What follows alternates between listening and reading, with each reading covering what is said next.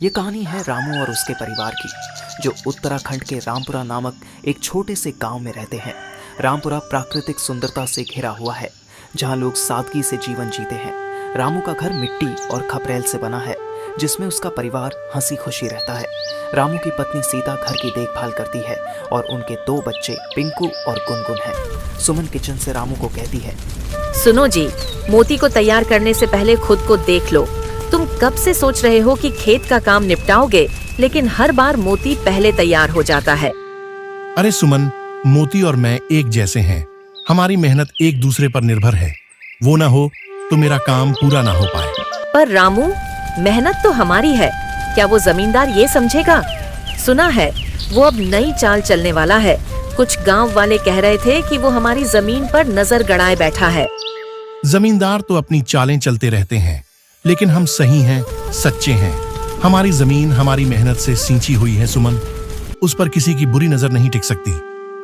रामू बैल के गले में रस्सी डालता है और दोनों बच्चे दौड़ते हुए उसके पास आते हैं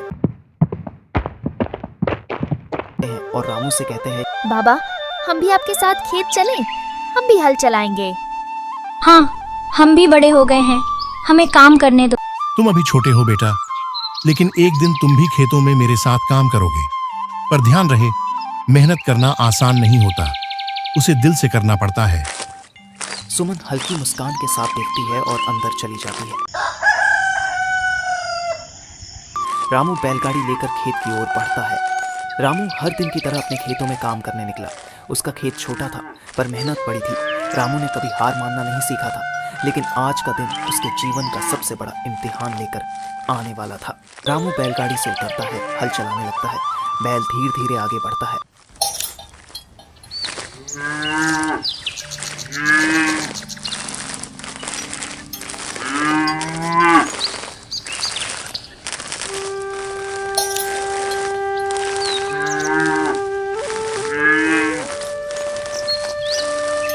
तभी दूर से जमींदार अपने घोड़े पर सवार होकर रामू के खेतों की तरफ आता है। उसके साथ उसका नौकर भी उसके घोड़े के पीछे पीछे पैदल चलता है।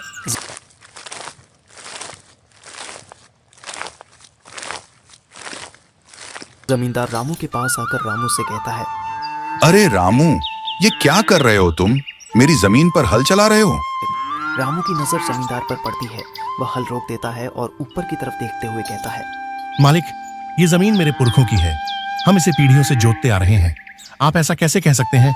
हाँ, अब ये जमीन मेरी है। मैंने इसके कागज बनाए हैं। अगर तुम्हें इसमें काम करना है तो पहले मुझसे इजाजत लेनी पड़ेगी और किराया भी देना होगा। जमींदार की बातें सुनकर रामू मन ही मन में सोचता, कागज कैसे हो सकता है? हमने तो कभी किसी से सौदा नहीं किया। सोचने के बाद रामू जमींदार से थोड़ा गंभीर होकर बोलता है, मालिक, ये जमीन हमारी है, हमने कभी इसे बेचा नहीं। तो ठीक है रामू, अब देखता हूं तुम्हारी सच्चाई को। मैं इस जमीन पर अपना हक साबित करूंगा और तुम्हें इसे छोड़ना ही होगा।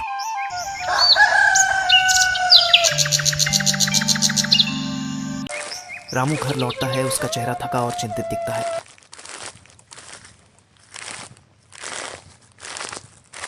सुमन उसकी हालत देखती है और जल्दी से पानी लाकर उसे देती है और रामू से चिंतित स्वर में पूछती है, क्या हुआ रामू? तुम इतने थके हुए और परेशान क्यों लग रहे हो? क्या बात है? फिर ठंडी सांस छोड़ते हुए सुमन से कहता है, सुमन, वो जमींदार हमारी जमीन पर नजर गड़ाए बैठा है। कह रहा है कि उसके पास कागज है और जमीन उसकी है। कागज? पर ये कैसे हो सकता है? ये जमीन तो हमारे पुरखों की है। हमने तो कभी किसी को इसे नहीं बेचा। मुझे भी यही समझ नहीं आ रहा है, कागज कहाँ से आ गए? लेकिन जमींदार की बातों में कोई चाल है, मुझे ये साफ दिख रहा है। अगर वो कोर्ट तक चला गया तो हमारे पास तो इतने पैसे भी नहीं है कि वकील कर सके। हम इस लड़ाई को कैसे लड़ेंगे? हमारे पास पैसे भले न हो, लेकिन हमारे पास सच्चाई है, और सच्चाई को कोई भी ताकत ज्यादा देर तक दबा नहीं सकती। पर रामू, सच्चाई के लिए भी वक्त और ताकत चाहिए। तुम अकेले इस जमींदार से कैसे लड़ोगे? मैं अकेला नहीं हूँ सुमन, मेरे साथ मेरे पुरखों की इज्जत, हमारे बच्चों का भविष्य और हमारी मेहनत की ताकत है, और सबसे बड़ी बात, भगवान का आशीर्वाद है। रामू के बारे में सुनकर पूरे गांव में हलचल हो जाती है। धीरे धीरे ये बात पूरे गांव में पूरी बात आग की तरह फैल जाती है।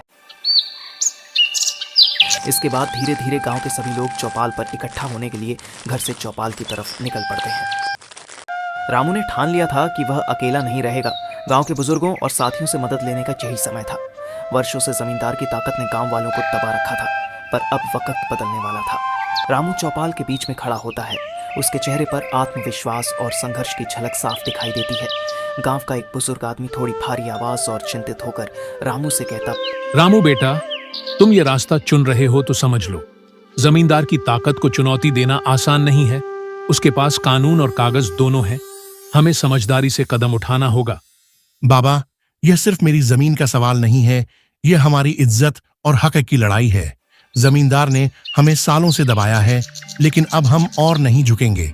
अगर हम सब एक साथ खड़े हो जाएं, तो उसकी ताकत कुछ नहीं कर पाएगी। गांव के लोग एक दूसरे की तरफ देखते हैं, कुछ चिंतित, कुछ लोग हिम्मत जुटाते हुए। भीड़ में से एक युवक रामू की बातों का समर्थन करते हुए कहता है, रामू भाई सही कह रहे हैं। हम क्यों डरे? अगर हम एक साथ खड़े होंगे तो कोई हमारा हक नहीं छीन सकता। महिलाओं के बीच फुसफुसाहट होती है और तभी झुंड में से एक महिला रामू से बोलती है, हम औरतें भी तुम्हारे साथ हैं रामू। अगर जरूरत पड़ी तो हम भी मैदान में उतरेंगे। हमारी जमीन और बच्चों का भविष्य दांव पर है। पूरे चौपाल में फुसफुसाहट होती है। सभी लोग धीरे धीरे रामू की बातों से सहमत होते जा रहे थे और तभी एक और पुरझुक आदमी रामू से कहता है, तुमने हमें हिम्मत दी है रामू, हम भी अब और नहीं झुकेंगे। ये लड़ाई अब सिर्फ तुम्हारी नहीं, पूरे गांव की है। गांव के लोग रामू के समर्थन में खड़े होते हैं। सभी के चेहरे पर एकजुटता और साहस की झलक है। रामू ने अपने साहस से सभी गांव वालों की रगों में नई जान भर दी थी। ये लड़ाई अब रामू की नहीं थी, ये पूरे गांव की इज्जत और अस्तित्व की लड़ाई थी। सब मिलकर एकजुट हो गए और अब जमींदार की ताकत से लड़ने का साहस सबके दिलों में जाग चुका था। जोश से भरा हुआ गांव के लोगों की आवाजें और ताली बजने की आवाज धीरे धीरे गूंजती है। दूसरे दिन सुबह सुबह का समय होता है। रामू और सभी गांव वाले एकत्रित होते हैं। जमींदार कोर्ट में जाने की तैयारी कर रहा है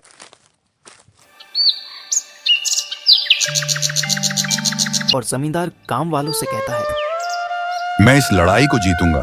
तुम्हारे पास क्या है? सिर्फ एक झूठा आदमी जो अपनी जमीन के लिए लड़ रहा है। गांव वाले एकजुट होते हैं और रामू की ओर देखते हैं। रामू भी गांव वालों से गंभीर स्वर में कहता है, सच्चाई के सामने कोई भी ताकत ठहर नहीं सकती। हमें अपने हक के लिए लड़ना होगा। जमींदार कोर्ट में जाता है और रामू और गांव वाले भी उसके पीछे कोर्ट चलते हैं।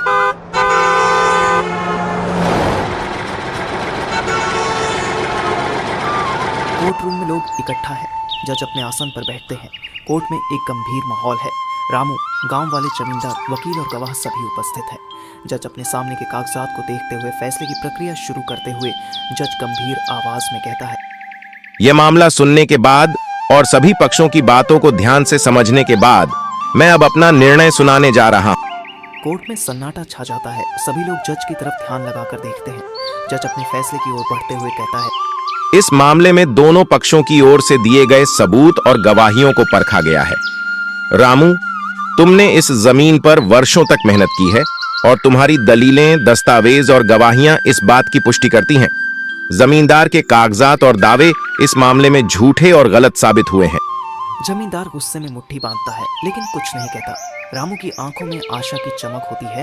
इतने में जज साहब अपना निर्णय सुनते हुए कहता है, इसलिए यह अदालत यह निर्णय सुनाती है कि यह जमीन रामू की है और उसे इस जमीन का पूर्ण अधिकार दिया जाता है। सभी गांव वाले की खुशी से झूम उठते हैं और कोर्ट रूम में एक हलचल होती है। रामू की भी खुशी का ठिकाना नहीं रहता है। तभी गांव के सभी लोग जोर से चिल्लाते, जय हो, न्याय हुआ, जय हो, जय हो, जय हो। जमींदार का वकील फैसले का विरोध करते हुए जज साहब से कहता है, माय लॉर्ड, यह फैसला सही नहीं है। हम अपील करेंगे। यह अदालत का अंतिम निर्णय है। आप अपनी अपील कर सकते हैं, लेकिन यह जमीन अब रामू की मानी जाएगी। धन्यवाद माय लॉर्ड, ये न्याय मेरे जीवन की सबसे बड़ी जीत है। रामू कोर्ट से बाहर आता है और जमींदार भी नाराज होकर कोर्ट रूम से बाहर निकलता है।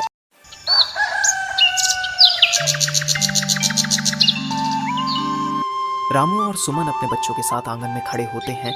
गांव के लोग उनके चारों ओर खड़े रहे हैं। तभी सुमन खुश होकर रामू से कहती है, रामू, तुमने दिखा दिया कि सच्चाई की जीत होती है।